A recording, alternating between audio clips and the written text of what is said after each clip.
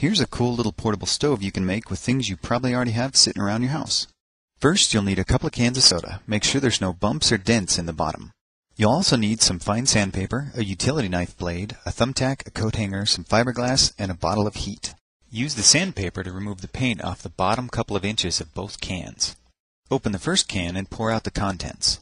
Using a book to hold the utility blade, carefully cut off the bottom inch of the first can, and then use the sandpaper to smooth out the sharp edge.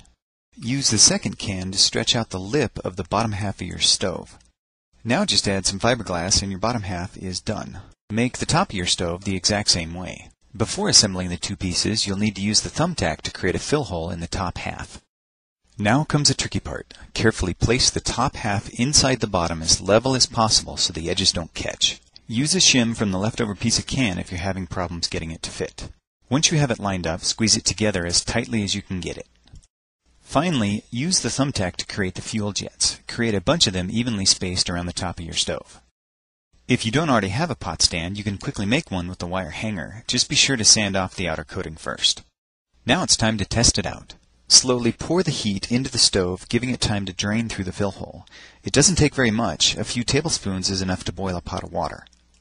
This type of can stove must be preheated for a second before the vapor pressure will sustain the jets.